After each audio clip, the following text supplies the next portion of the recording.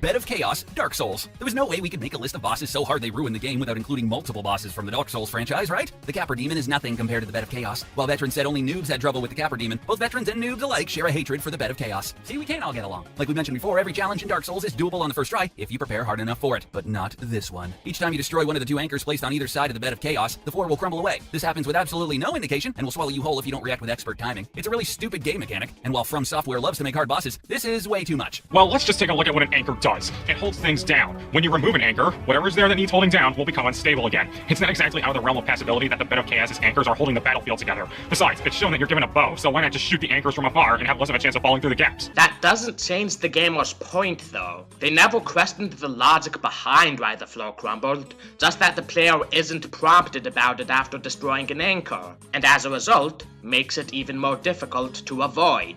And the whole bow thing is extremely flawed, since to even use a bow you need to have enough dexterity, a stat in Dark Souls, meaning that one might not even be able to take advantage of the bow. Even if you can use the bow, there would still be some issues, like the boss gaining 2 new long-ranged attacks, one of which can knock you into the holes, meaning you're still at risk of falling into the holes you use the bow to avoid. And even with the bow possibly helping you avoid some of the holes, you're still at a high risk of falling into them, since in order to beat the boss, you also have to break the other anchor, which is at the complete opposite side of the arena. And when that's over with, you have to go to the center of the arena to finish off the boss. And with how the floor crumbles very quickly and without much indication that it's going to do so, and the attack that can knock you in the pits regardless if you avoid them, avoiding a few holes doesn't do much to fix how annoying the boss could be. And one might say you can still use the bow to avoid some of the holes for the second anchor. And while it is possible, with the boss's 2 new attacks, you would be replacing one risk of death with another. Since the bow heavily slows down your movement speed, you can only fire the bow when standing still, and the thing you're targeting won't give you a view of the boss, meaning you won't be able to see the boss's attacks coming at you. Race Lucia, Arcana Heart 3. We finally arrived at the cheapest and most game-ruining boss on this list.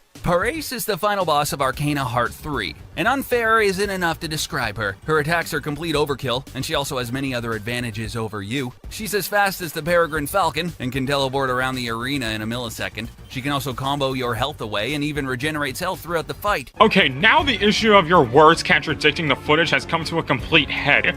From the looks of it, the player is keeping up just fine with Parace and is landing a decent amount of hits at her.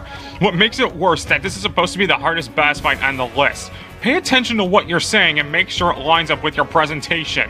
Snake, are you real? Maybe he is eligible for my does not exist list after all. Let's ignore how getting a few hits in doesn't equate to keeping up, because by that logic, pretty much no Cuphead boss would be that hard because the person got a few hits in. We see Paris having insanely fast moves, teleportation, regenerating health over the fight, and knocking the player around like a rag doll. Along with that, the 2 pieces of footage prior to your interjection had the player get a combined total of 5 hits on Paris. That's not that many hits when Paris was in the double digits. Not to mention, it's not even the player keeping up with Paracel. As looking at the footage, the thing you make such a big deal about in this video, the player is only getting hits in because Paracel moved in range of the player's attacks.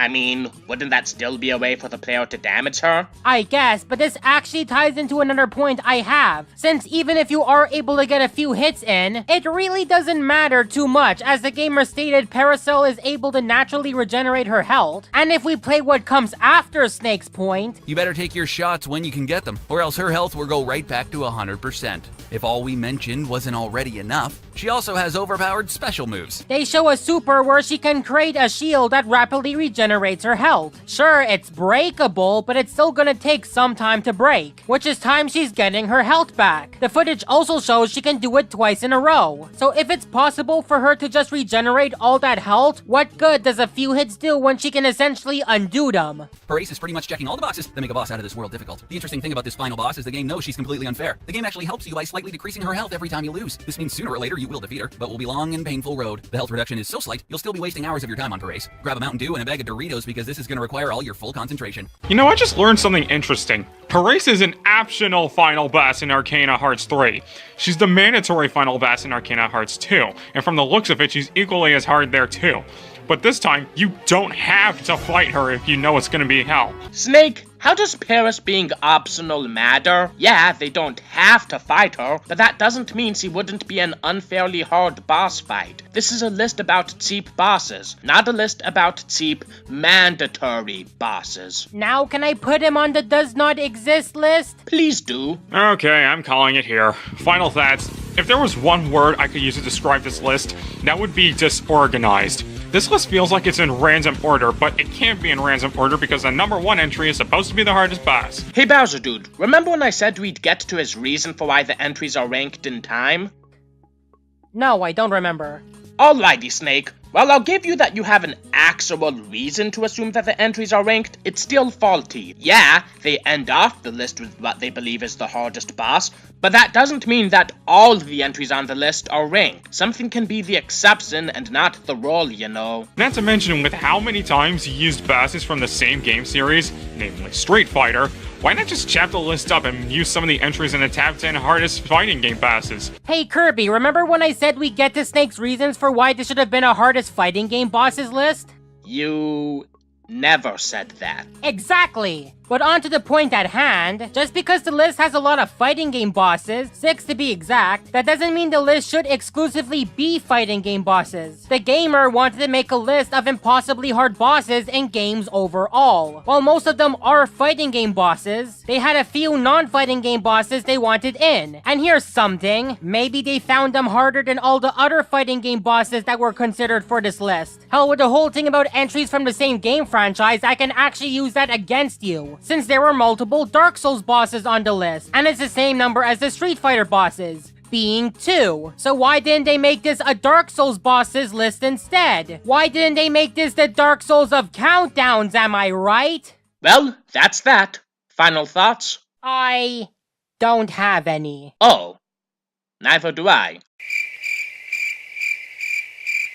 So Bowser, I've been wondering, how'd you survive anyway? Well, you see, it's a very interesting story, Kirby. To keep it short, I didn't. What? I died, Kirby. Remember the flashback? It showed me dying. Yeah, I pointed that out. So how are you here? Well, you see, Kirby, I'm not really Bowserdude, but something else entirely. I'm like the shadow, the true self. What I'm trying to say that it was actually me! Marcus Yamamoto! I co-opt with Marcus. And where do you think you're going? To clean myself!